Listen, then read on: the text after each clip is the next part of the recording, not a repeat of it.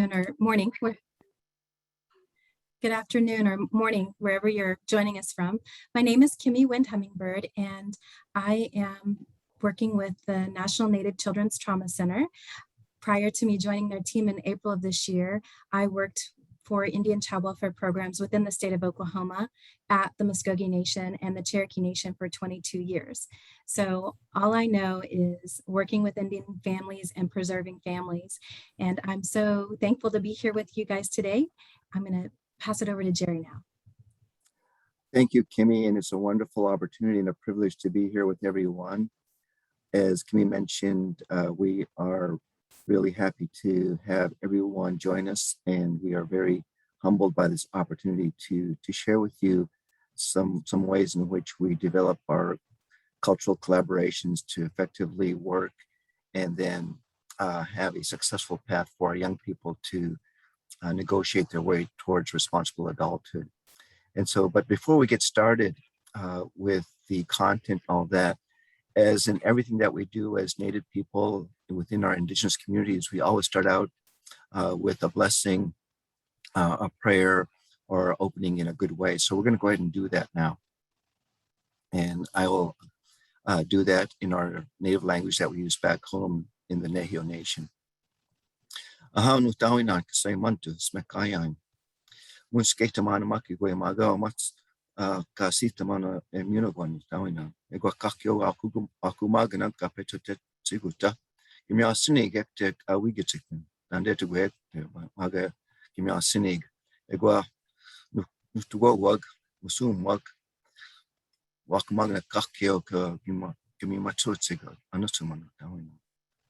And so, Creator, we come to you in a humble way, in a beautiful way. We thank you for all the wonderful gifts that you've given us. We thank you for this beautiful day so that we can be with our relatives. We appreciate each and every one of those who are here with us today. And wherever they came from, wherever they are, that their home fires are burning bright and their families are in the best of health. We take this opportunity to come together in a good way. And we appreciate all the gifts, all of the opportunities that we have to work together for a bright future for all of our generations to come. So thank you, and we'll go ahead and get started, and I'll turn it back over to Kimee. Next slide, please. Today, our session objectives are to gain a better understanding of how to effectively initiate and sustain culturally informed communication and collaborative relationships, increase our knowledge of cultural competency in sustaining effective and long-term collaborations within Native communities, and identify and discuss protective and risk factors, as well as the implementation of culturally appropriate best practices to promote effective, cooperative, and collaborative relationships. Next slide, please. So one of the things that we want to do is give everyone an opportunity to think about what we're talking about today, to kind of reflect on some of those relationships, those collaborations, those connections that we have had in our respective personal, professional lives. And as you can see on this slide, we're going to ask you to take a minute and reflect on a present or a past successful collaborative relationship that you've had. And the more recent, the better, of course, then it's fresh in our minds. And if you would just be willing to share with the whole group in the chat, what were the three primary reasons that made it successful? And just as an example, I will give you one of mine. One of the collaborative relationships I've had over the years is with a dear friend and colleague that many of our TLPI folks know of and have seen and have heard and have worked with, and that's Gerry Bruno. And that relationship has gone for almost 20 years. And because of our mutual interest in working to get our young people empowered to take on leadership roles, to share with them some ways in which they can do that in a healthy and spiritually grounded way. And this commitment that we have towards our Native communities has really made it a very, very successful collaboration over the years, and it continues to be so. So that's one for me. So let's go ahead and take some time and if you would share a example or two or three of some recent or past collaborative relationship that you've had, professional or personal.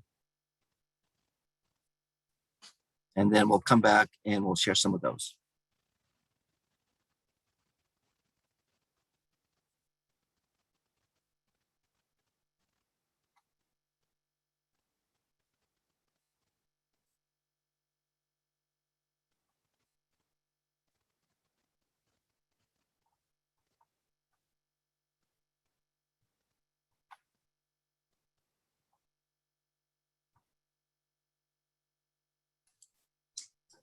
While we're waiting, I can share one of mine.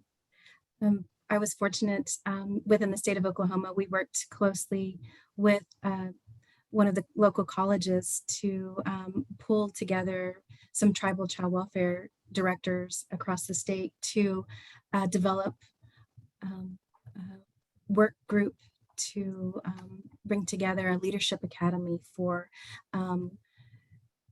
our Indian child welfare programs to help them learn and grow from each other and really connect. And it really was a bridge to help a lot of the new Indian child welfare program workers and also the directors, those of us that have been doing it for a while, give us the ability to share and learn from each other. So I think it's important too to reach out to your communities, your local tribes, or other people that you work with on the system on a daily basis to learn from them. That's a good collaboration as well. I think we may have some conversation in the chat. Yes, I see that, Teresa James. If you would mind my sharing, she mentions that listening more and talking so that they feel heard. Yes, absolutely. The more we listen, the more we understand.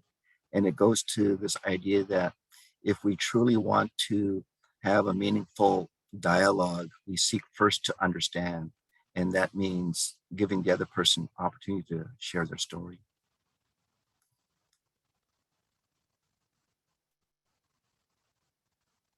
And she goes on to say that being curious through a learning lens. And I like that. I haven't heard that term before, but it really shows the authenticity behind our own sense of wanting to know more about what that person is sharing.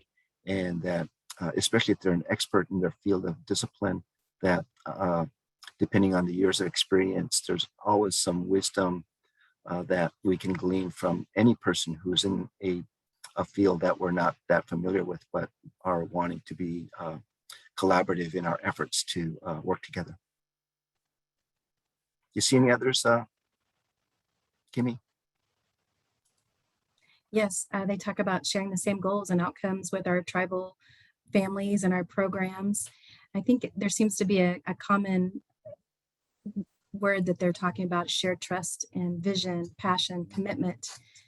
Yeah, it sounds like we're all kind of on the same page: mutual trust, shared values, shared responsibilities, and lots of collaboration. So it sounds like we're all on the same page as we start this program today. Wonderful. Let's go ahead and thank you everyone for sharing. I'll do one more. Tricia Spoon says that they do a lot of collaboration in their youth programming, the shared interests as mentioned before, but eagerness to serve our community.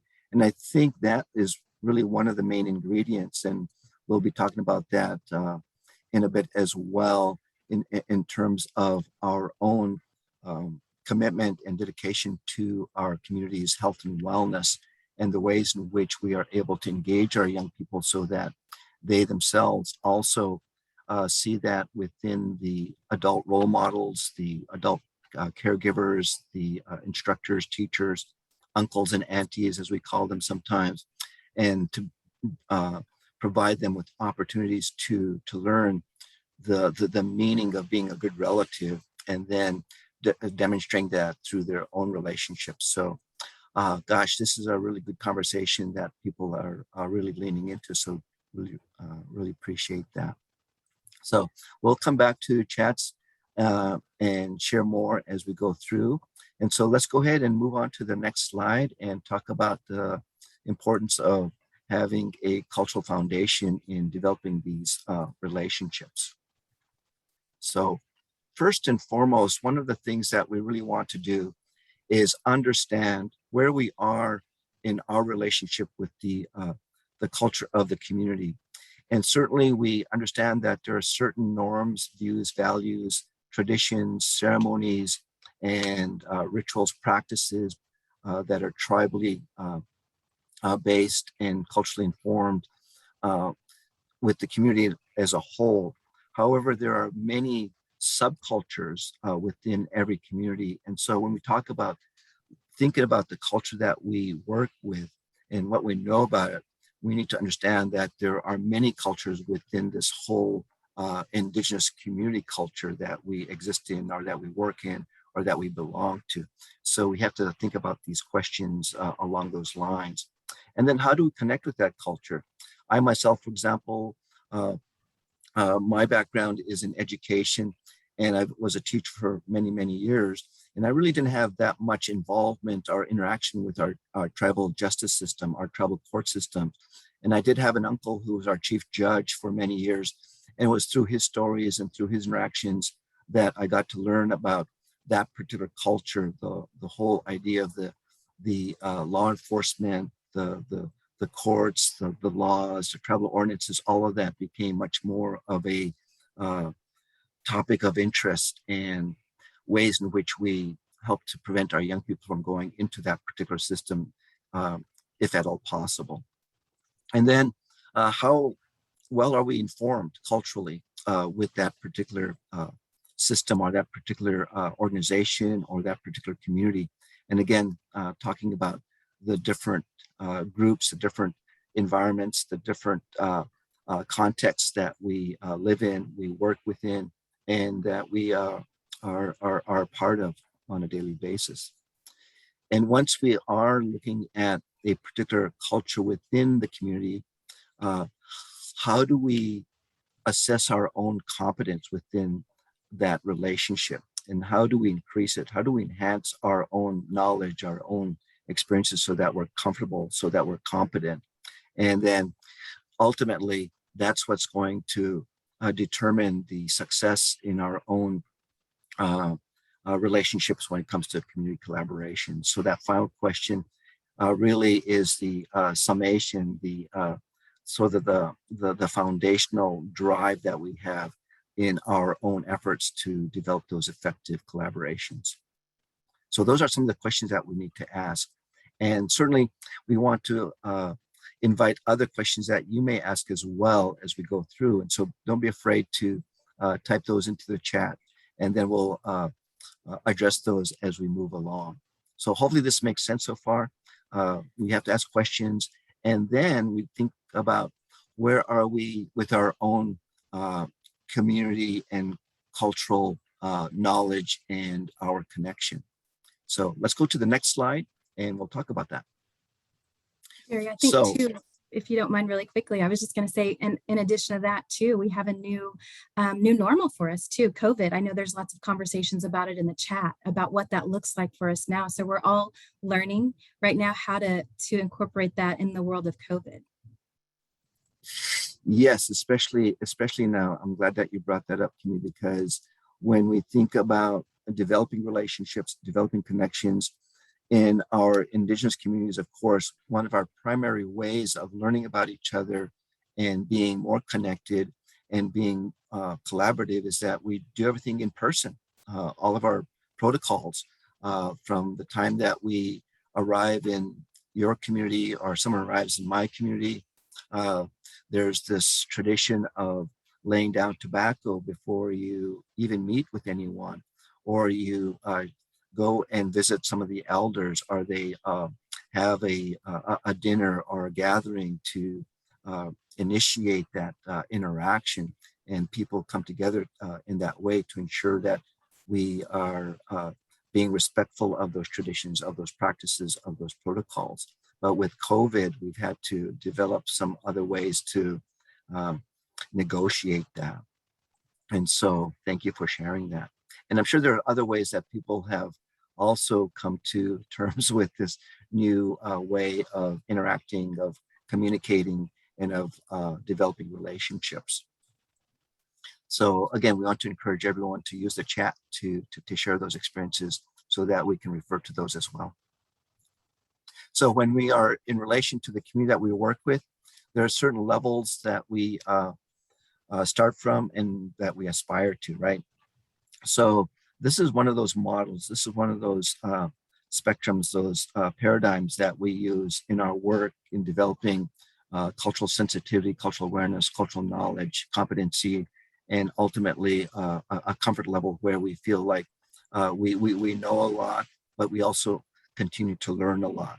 This idea of aspiring to cultural humility. But we first start out, many of us, when we go to a different community that's not like ours, we try to do our homework, right? This starts with cultural knowledge, like, okay, what is that culture about? What are their norms? What are their views and values? What do I need to know to learn about them so that when I do visit or develop a relationship or have some kind of interaction, I'll have at least some foundational theme to work from. And we can think about this in terms of book knowledge, right? Oh, I read an article about that community, or I saw a movie or a documentary, but we ourselves don't have firsthand experience with that particular culture, that community. We may have friends who visited or who come from there, but we're not really immersed in any of their everyday activities, their routines, their interactions. And so cultural knowledge is good. It's a nice starting point, but we need to go from book to actual learning more about people who live in that community, what they do, how they respond, what their priorities are, what their norms and goals and views and values are. And so we begin to take an additional step to learn about becoming more aware of my own sense of ignorance, my own sense of not knowing, and what steps can I take to increase that cultural awareness. And so we may attend a powwow, we might attend an event where they're unveiling a story pole here in the Northwest where I'm at, or maybe there's a tribal forum that is welcoming all the new teachers to the reservation school. And so we maybe attend as a friend or as a colleague, and then we get to learn more about what the elders say, what the stories are, what the culture, traditions, and the history is. And we do that as much as possible in person. And of course, again, in this pandemic, that is very limited, but we make ourselves available to attend events when it's appropriate.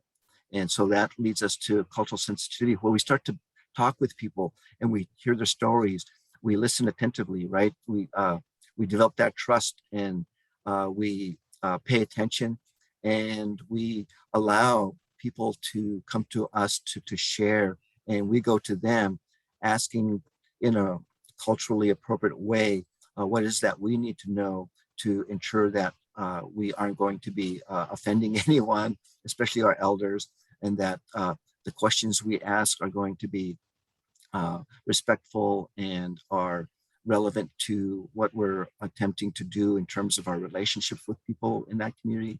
And we begin to develop these interactions, these friendships with colleagues, with coworkers that are there. And when they see that we are there respectfully, that we want to learn, and that we really want to sincerely do our best to be supportive, to be an ally, to be collaborative, then we think about this idea of being culturally sensitive.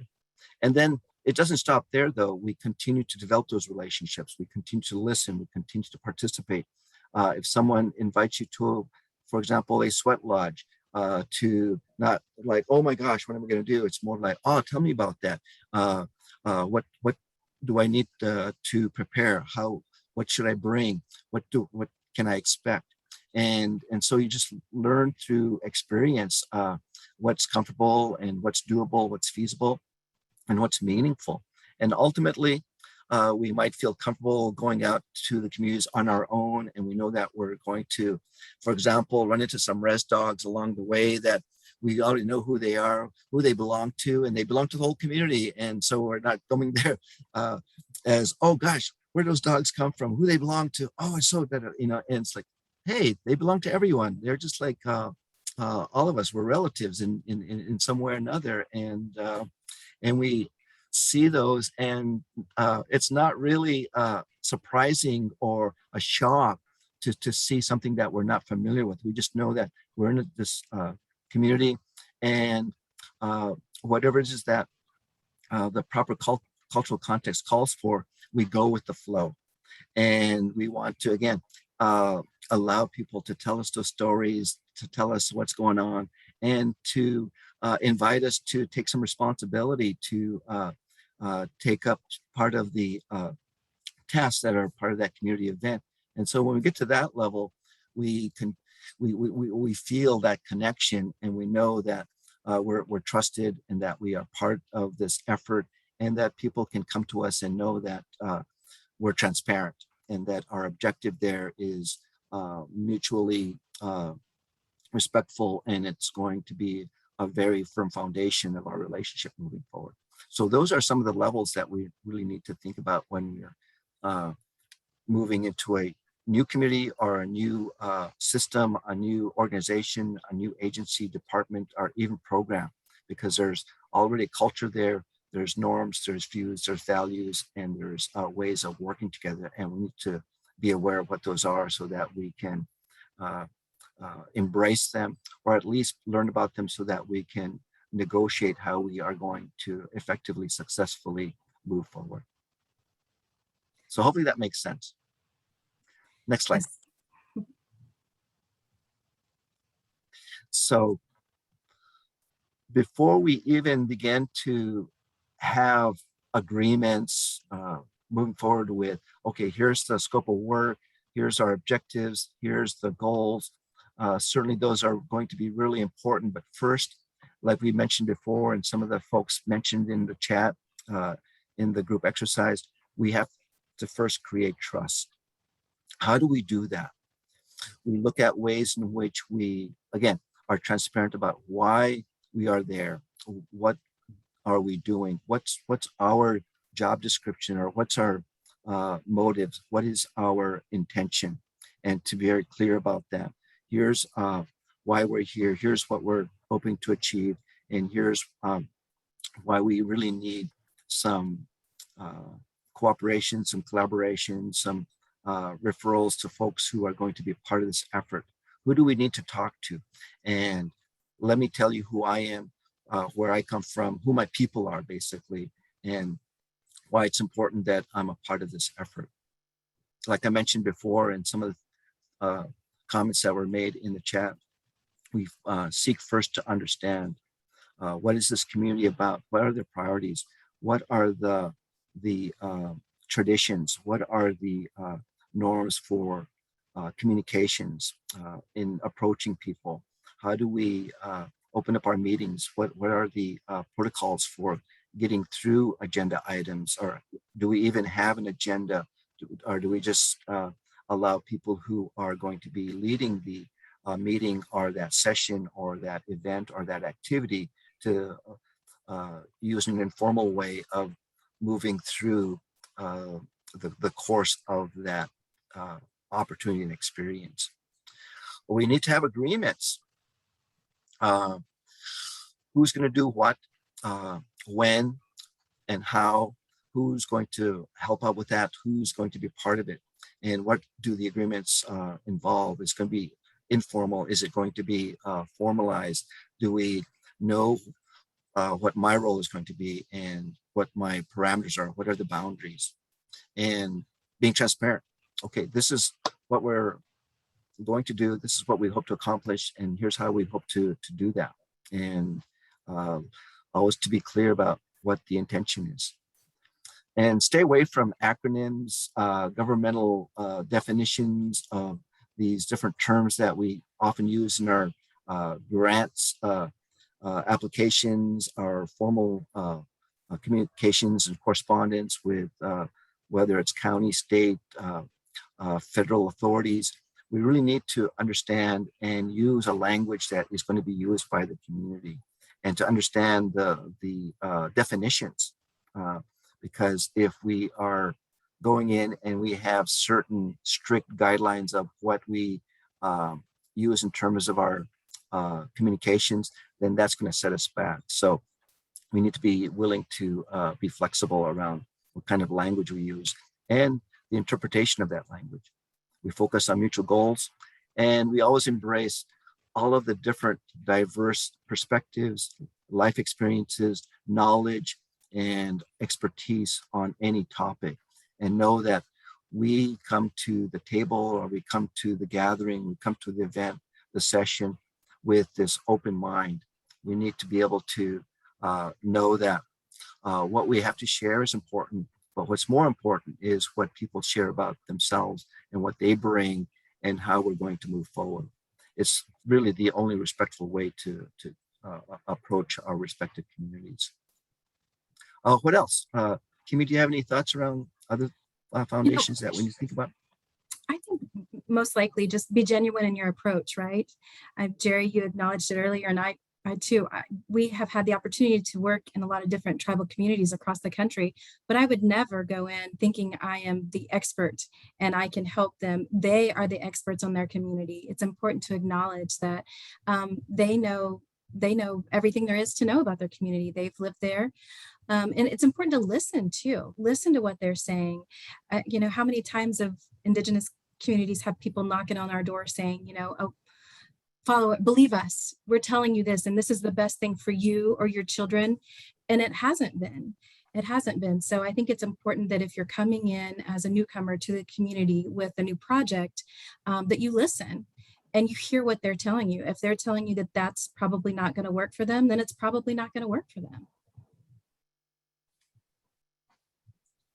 Thank you, Kimee. And if there's any other themes or concepts or ideas that you would like to share, please feel free to do that in the chat as well. And again, when we think about our foundations for successfully negotiating our way to this collaborative effort with our communities, and sometimes it's communities within the community, right? We have our clan systems, we have our societies, we have these different roles and responsibilities that we are born into or that we're raised with, especially those of us who are coming from our Indigenous tribal communities. There are certain things that we can do, and certain things that we defer to others to take the lead on. And so recognizing that and sharing that with people who are coming to our community so that they understand those protocols really helps in creating a nice bridge to collaboration, using culture as a foundation. Okay, next.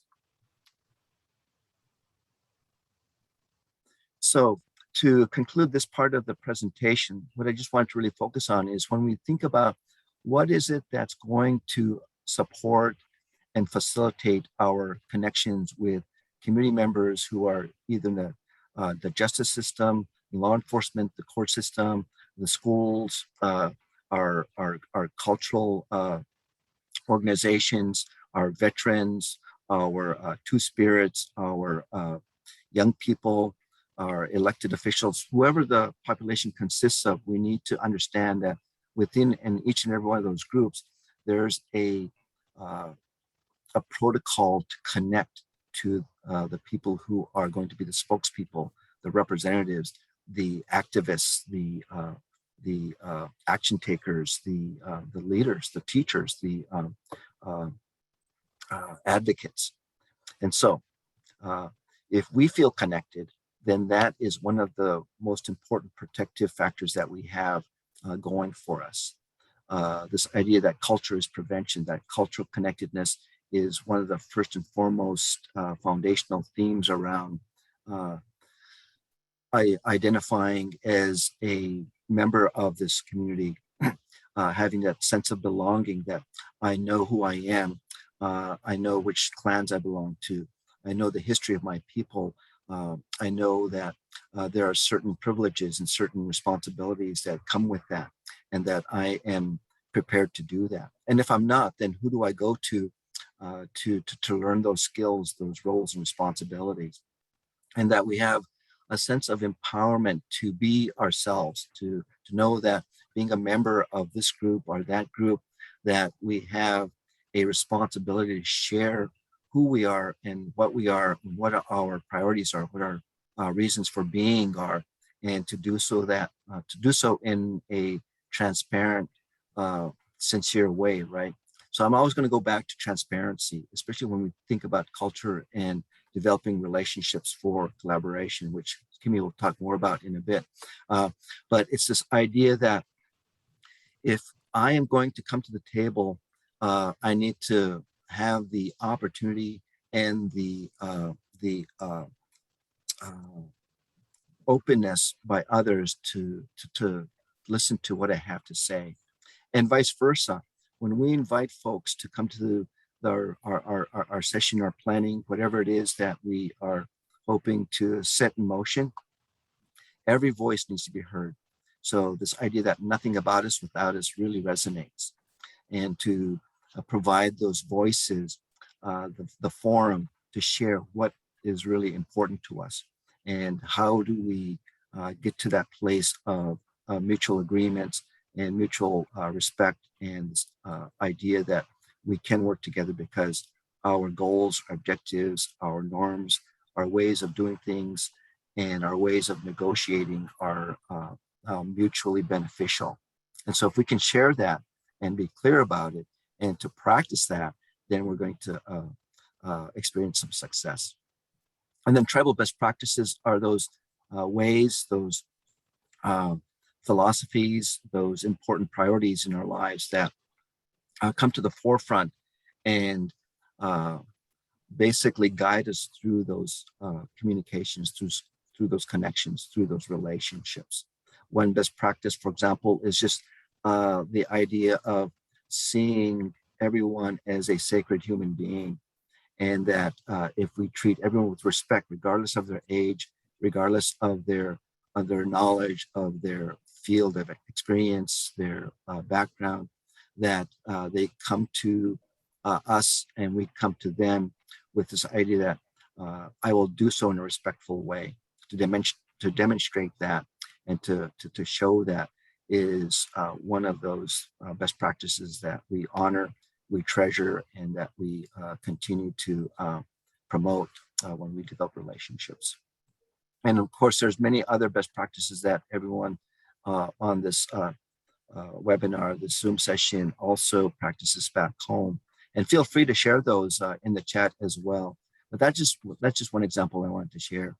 And yeah, what else? What else have people experienced? What have people learned in terms of your own educational path, your own relationships with elders or with instructors, with leaders, advocates, folks who are really in the field to build a really bright future for our young people, to demonstrate that we have our traditional teachings, these principles that can support that pathway to, again, as I mentioned earlier, responsible adulthood. And so we'll be thinking about what else throughout the rest of our session, hopefully the rest of the day, and really the rest of our experiences with the people that we work with in the communities that we live in, the communities that we are part of, the communities that we make a difference in as advocates, as coordinators, as directors, as parents, as instructors, as elders. And so with that, I'm going to open up for questions. If anyone has any questions, feel free to put it in the chat. And while you're doing that, I'm going to respectfully turn it over to my co-facilitator, Kimee. Thank you. Next slide, please. So we are going to shift focus a little bit and talk about the collaboration and what's the driving force behind the collaboration.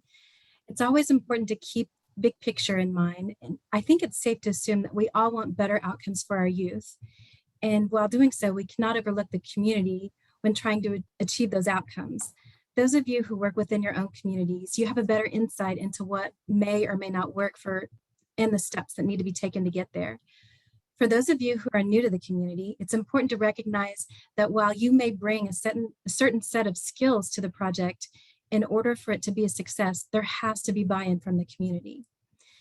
So it's important to make sure that everybody is on the same page and they're accepting and understanding that as a community, there are some things that need to be in place in order to make it to be successful. Next slide, please.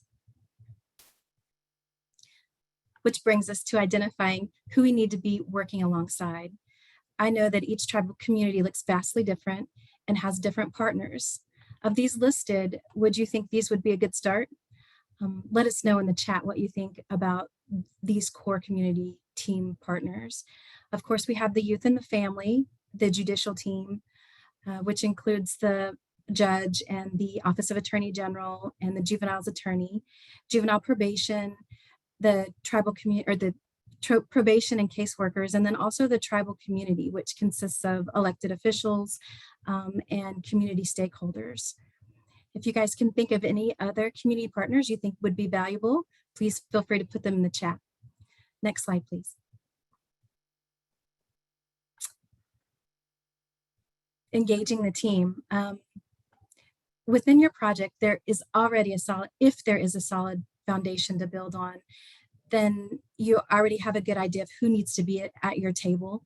But if you are the groundbreaking team that's putting together this new adventure, new project within your community, there are leaders within each community, and it's necessary to have their engagement. We all know there are people who set the tone within our gatherings or meetings, and those are most likely the people that can assist you in making your project a success. Develop your elevator speech in a quick 1 to 2 minute conversation that can explain what a successful outcome will look like within your community. If they can relate to it or understand the need, they will most likely want to hear more. That's when you bring more information. Information overload in the beginning can be a challenge. Community members don't necessarily live, eat, and breathe your project like you do. It's important to share the information, but recognize this is a process. No one can become an expert on the project in a few short minutes or even a few meetings. Also, if you don't have a seat at the table, build one. I'll tell you a quick story of mine. While I was at a national conference a few years ago, I learned of ICWA courts. I knew that Oklahoma was now home to 39 tribes and they would absolutely benefit from an ICWA court. So I started the wheels in motion. When a new set of judges took the bench in Tulsa County, I welcomed them to the Muskogee Reservation by holding a meeting. I brought all of the Muskogee Creek Nation programs to the table and let them know the services we had available to all Indian families in the Tulsa area. I also informed them about ICWA courts. Several more meetings took place, and a visit to Judge Tarnowski's ICWA court in Duluth, and also an ICWA court gathering, and they soon saw the need too. COVID caused a bit of delay in the implementation of the Tulsa County ICWA court, but they went live on January 4th, 2021. So it is possible to develop your own table, get those people to buy in and recognize the need in your community and make things happen. Even if they're a little bit outside of your reach, it's possible. I've seen it happen. Next slide, please. So what has worked for you as a newly implemented TYRC or Juvenile Healing to Wellness Court? Is there someone in your community outside of your project that can be a champion for this collaboration? That could be a council member, an elder, someone who, a family that you've worked closely with in the past. Is there anyone that you can think of that you might think would be great to have at your table? And please share that in the chat box. I noticed too that they're talking about working closely with local school districts, behavioral health. Yes, that's very important. Addiction and chemical dependency services, mental health, therapists, case managers, social services, including child welfare, Indian health services and staff, including medical, dental, and behavioral health. These are all some great collaborations to have at your table. And it's important for the success of the family to ensure that everybody has a voice. Of course, we're taking our lead from the family. The family knows best the needs of their youth or their family itself, and just making sure that they're involved in the collaboration from day one.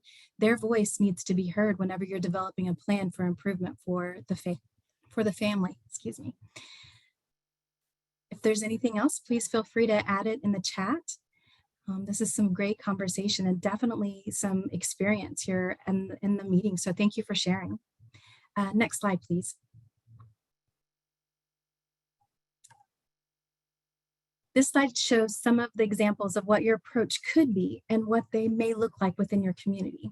Of course, this slide was developed with those who are new to a community engagement or to the community in mind. So those of you who work within your community know all too well what brings everyone together. Most of the time, like Gerry mentioned earlier, that's food, right? So community outreach and engagement, it's basically making connections in the community, showing you are invested in the youth, their family, and the community surrounding them. Like, for instance, attending sporting events. I know, basketball, volleyball is huge, but in the state of Oklahoma, softball, fast pitch softball is our main thing. And I don't know if any of you guys have young girls, if they watch the girls college women's World Series. OU won that, but in addition to that, the Little League World Series was won by Oklahoma, and it had a good representative of tribes from the state of Oklahoma. That was really good. Our communities, of course, came together for those girls, just proud of them. So it's important that if you're trying to build those connections, you show up. You show that you're invested, that you want to make a difference, and you want to be a part of the community. And of course, community dinners and bingo. Everybody loves a good game of bingo, right? Also, you should seek input from the community. Respectfully open the lines of communication with the wisdom keepers. Acknowledge that they are the experts in their community. And this should be completed with the members of the community, with their approval and at their pace. It's important that you, like we mentioned earlier, we are not the experts. It would be inappropriate for anyone to go in and try to bulldoze their way into a community. You have to be respectful and acknowledge that there's a process. And in order to be successful in that process, or earning some respect around the community, you have to be respectful of the ways of the community. Next slide, please. Group discussion. Gerry, do you have anything you'd like to add on this slide? Well, thank you, Kimee. Yes, I just wanted to just share that we talk about culture, we talk about collaboration, we talk about connections based on intentions, mutual agreements. And what I would like to encourage everyone in the chat is to think about what we've shared so far and what is your takeaway message? What would you want to take from this session and other conversations and discussions that you've been involved with to your colleagues, your team? Maybe it's your department or your agency. Maybe it's your tribe, the partners that you have. Are there ways in which you can, based on what we've shared so far, enhance your relationships, enhance your connections?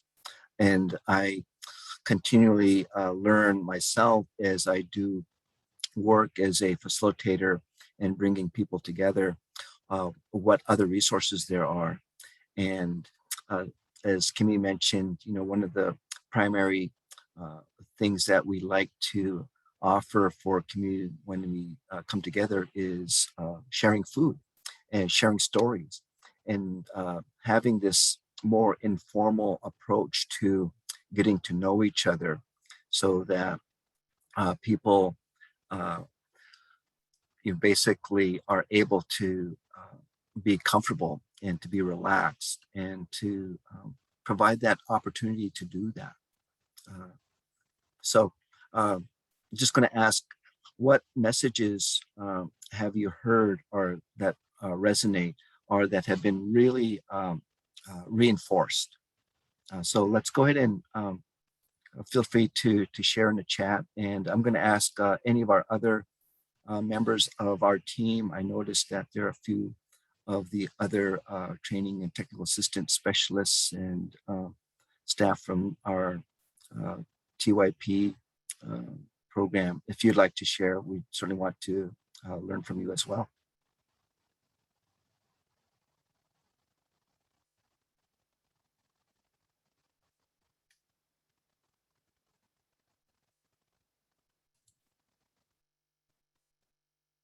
It's always great if you're new to the community or you're coming in to make those connections with maybe the aunties like Gerry mentioned earlier, because they know everybody, right? And if they need you to get connect, or you need to be connected with a certain individual, they are probably the ones that can do it. So it's important to branch out, of course, in a respectful way. Do not come too forward into any community. And I appreciate the fact that the vast majority of us on the call are probably um, used to navigating Indigenous communities. But it's important for those of you who are not to recognize, again, that there's a process involved, and just be respectful of each. We talk about the different 574 federally recognized tribes across the country, and there's about 200 more that are state recognized, and each one of them is vastly different. Not better, not worse, just different. And it's important that you recognize that what may have worked for my nation or Gerry's nation, it could possibly work for a different nation, but it's probably going to be modified. It's going to have to work to meet the best interest of that community and what that community looks like. Some of the key messages that Shirley mentioned are involved community in this work, engaging community, using protective factors and strengths, and seeing everyone as a sacred human being. And softball is big in Oklahoma. You're right. That's our love language in Oklahoma, is softball. That and the big hit Reservation Dogs that's on TV now.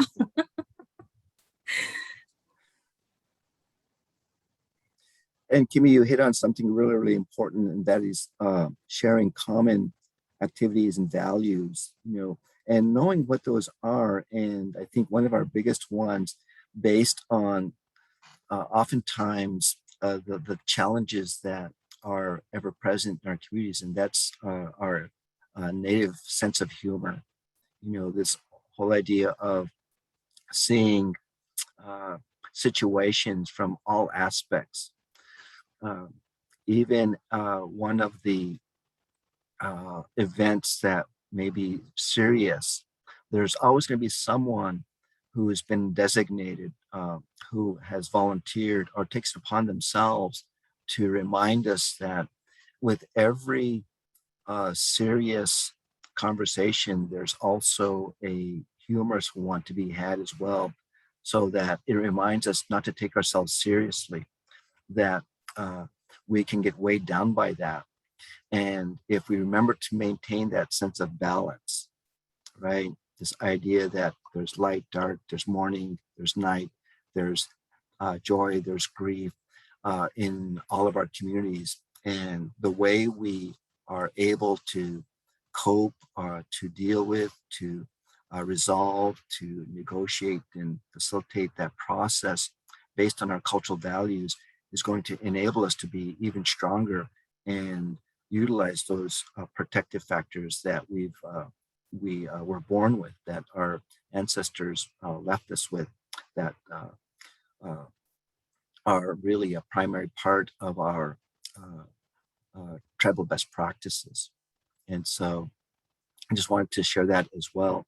And that's always a takeaway message for me, is that in all the seriousness, as much as we really need to accomplish certain goals and objectives, and sometimes that does take a lot of real serious effort, at the same time, we need to take a break to give ourselves that self-care that is so necessary in this work, so that we can restore our energy, our commitment, our sense of purpose.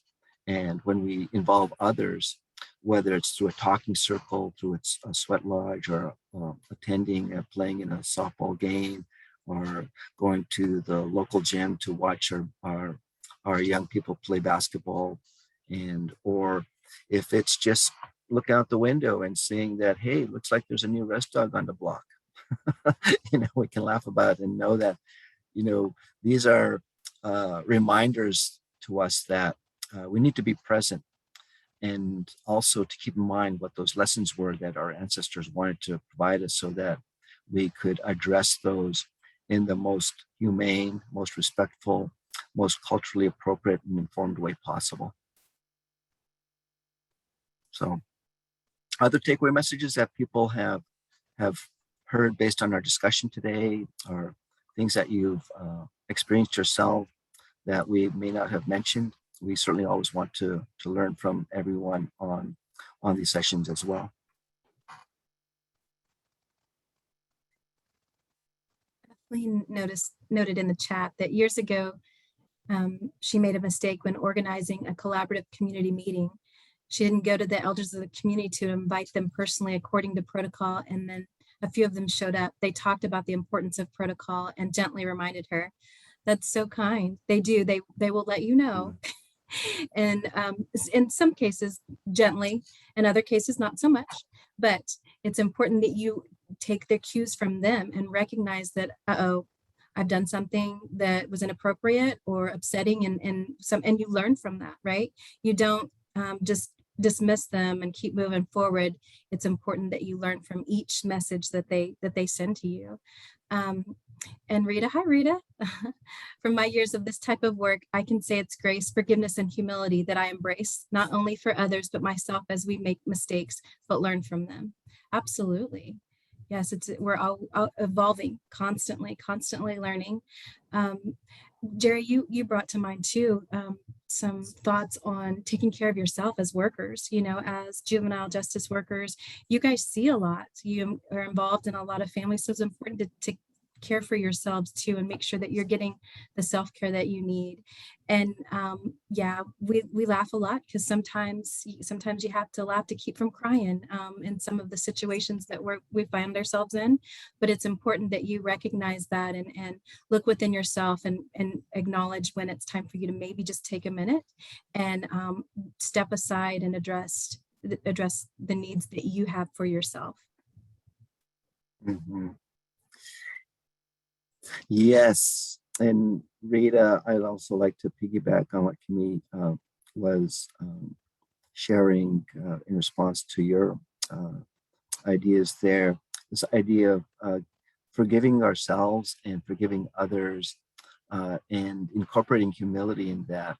When we go to a community, and I've been traveling around Indian country for many, many years, and sometimes I don't know the protocols, right? And I like that the elders are forgiving, they laugh, and they'll tease you. And that's when you know and realize that they like you. If they tease you and they kind of make fun of you, not in a bad way, just if you make a mistake, they'll bring it up and they'll share with you the correct way and the reasons why they do it that way, so that you are not just being reprimanded or just being told, hey, that's not the way we do it.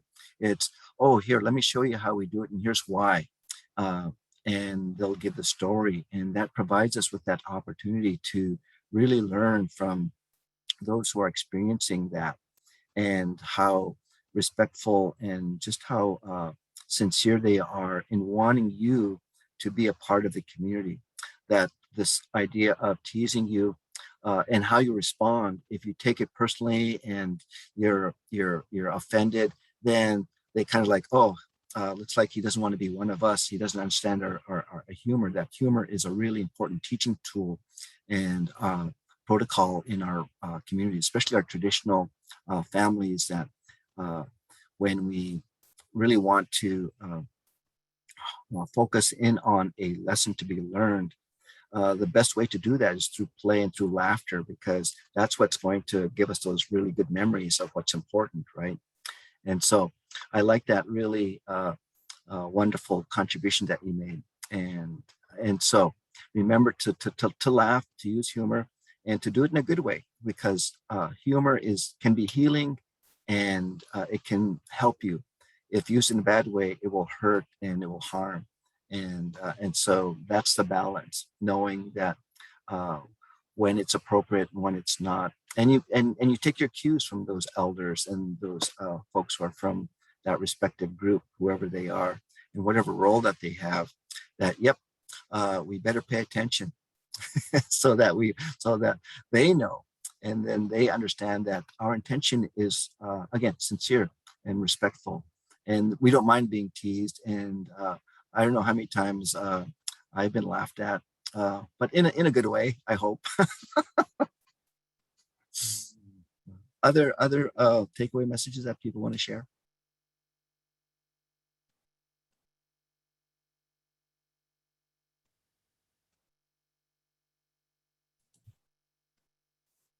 There's a few more in the chat. Live, laugh, and learn. Absolutely. Every day, right? Learn something new every day. You need to laugh multiple times throughout the day as well. A big thank you to Gerry and I for learning. Shirley said she learned some from us today, and she'll continue to learn more from whoever crosses her path. And teasing shows that you're important to them. When they don't tease you, you better pay attention to that. That's exactly right. Yeah. If they're engaged with you and they're giving you instruction or they're talking with you, and you feel like they're always on you, that's for a reason. But it's whenever they step away and stop engaging with you or stop talking to you, that they probably form the opinion that maybe you're not going to listen, or you're not willing to learn, or that maybe you just might not be a good fit for their community or to have those conversations with. So it's important to acknowledge that too. Yes, if they stop talking to you, then that could be a problem.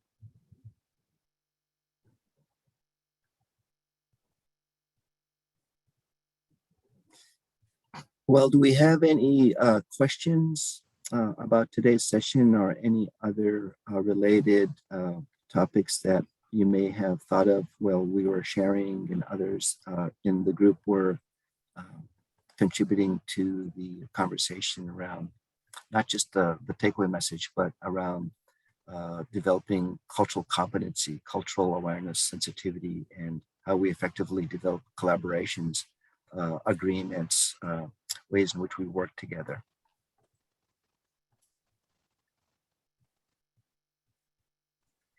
And Mary mentions that we're never too old to learn new things, words, concepts, ideas, using imagery, stories, all of that. Absolutely. I'd kind of like to go back up to Jacob, his chat. It said, so many with youth virtual sharing nights. We've had presenters from across our tribe, artists, storytellers, gatherers, elders, and leaders. Also, one of our biggest collaboration is with our families. They all bring so much knowledge and abilities. And when we create a space for others in our tribe to bring their strengths into a circle. Yes, that's important. And we talked a little bit earlier about COVID and what a challenging year it's been, year and a half, almost 2 years now, right? We're going on about 2 years already. And then Martina also mentioned she's the circle co-coordinator.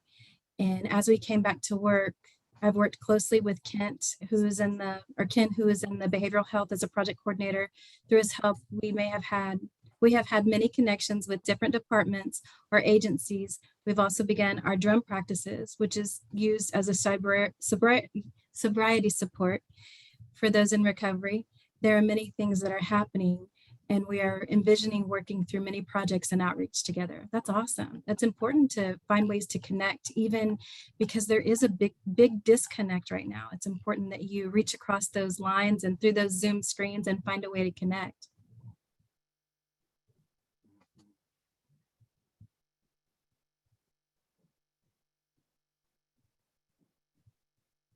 And Laura said, be a super spreader of happiness and success. Yes. Yeah, and the way to do that in the best way is to know that you are the expert of your own experience. So the story that you share, the different people that you've met and worked with, grew up with, and or have relationships with, your perspective, it's one that is based on all of your own perceptions, based on your own teachings, and the lens that you look through.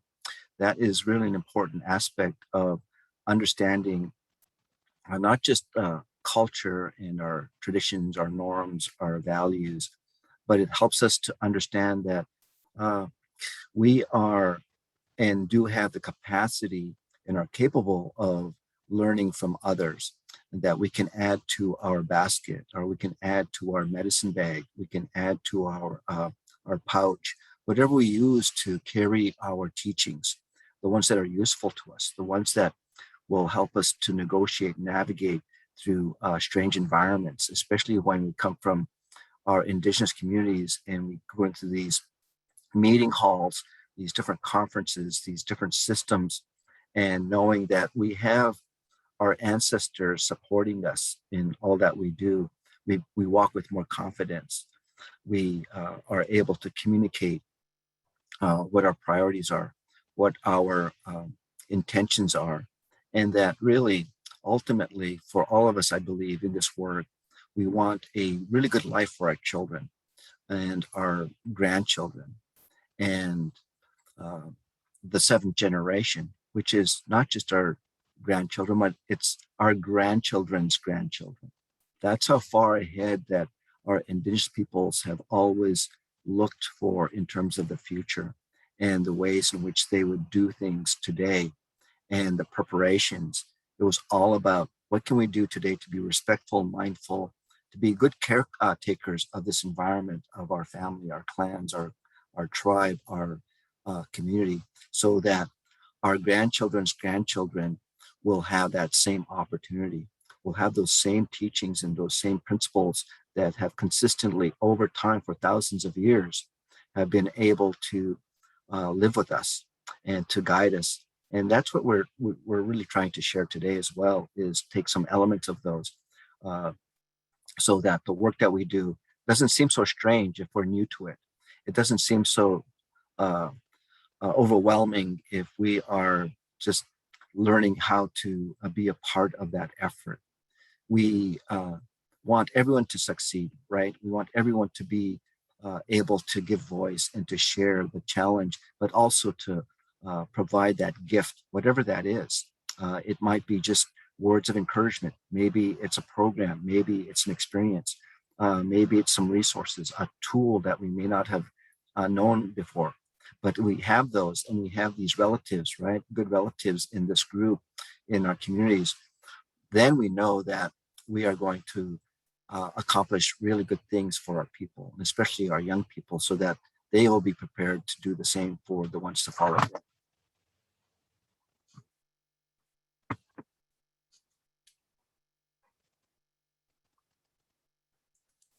So if we can move on to the next slide, we'll just conclude with any other questions or stories or things people would like to add.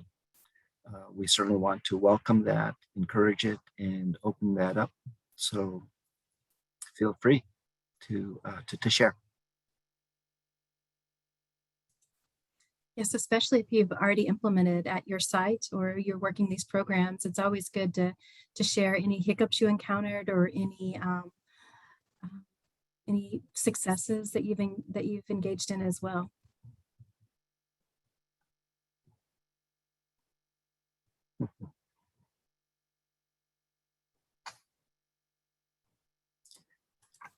That's right, Mary. My grandma always said, closed mouth don't get fed, right? So definitely open up your mouth and talk, or, you know, if you want to seek, if you're seeking knowledge and you have questions, open up your mouth and ask. Mary said, please don't be stingy to share your knowledge with your communities. Younger generations are what will be the future. If you don't share, we are left with nothing. And just to strengthen that, what Mary just said about don't be stingy and share your knowledge.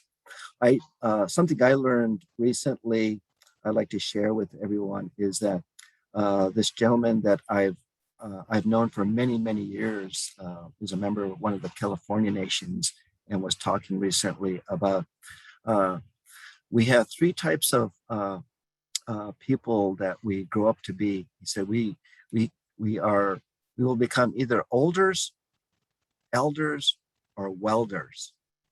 And he explained that an older is just someone who gets old and doesn't share their knowledge, doesn't make any effort to learn or to really go back to our historical teachings and ancestral knowledge and really take it to heart and to live it, to be able to share that and demonstrate that and be known for some gift that you can contribute. So some people just get old; they don't really want to engage or participate or be generous with what they learned over their years.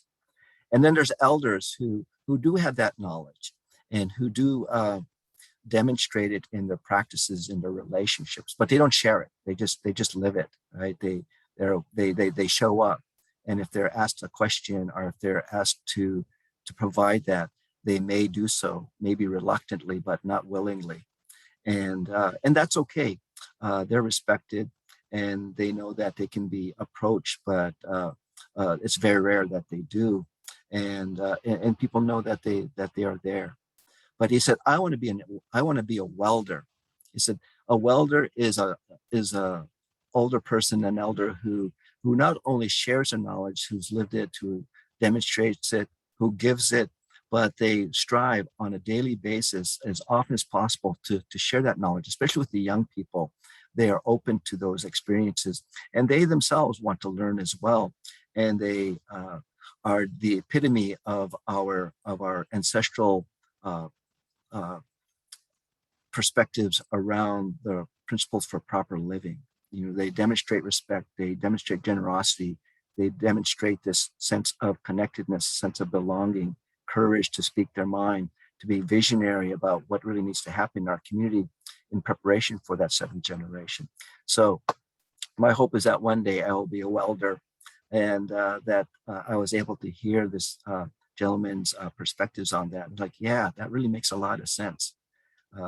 So don't just be an older, be a welder.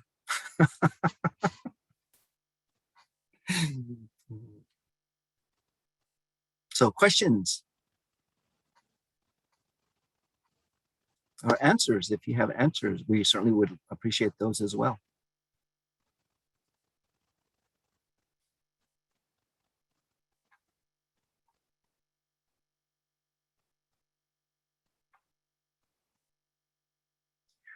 Well, with that,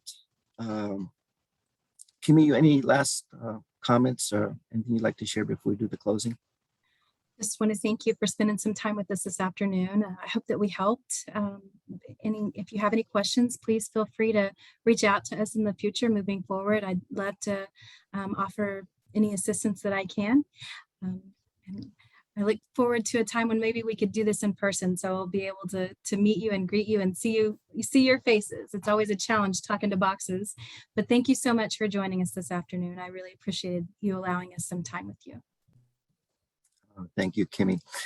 We also want to remind everyone that we want to continue to improve our efforts to provide culturally informed training sessions and resources, technical assistance.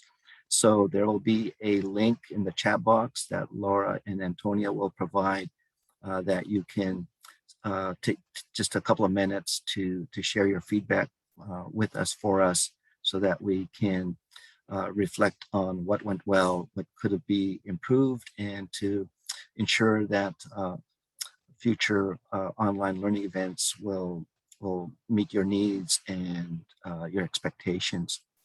And so with that, I'll just go ahead and do a quick closing. And that is just that I wish each and every one of you a beautiful rest of the day, and that whatever that you encounter will be a blessing, and that the young people around you will remind us that we are responsible, that we are role models, that we are teachers, we are caregivers, we are parents, aunties, we are good relatives, and that we do the same with others, that whomever we meet, whomever we interact with, that we will learn something good, that we will take away something good. And so with the closing of this session and opening up a door to another opportunity to interact, to collaborate, to be culturally grounded, to be culturally informed, and to be culturally humble, we wish you all a wonderful rest of the day and many blessings all in around you. Oh.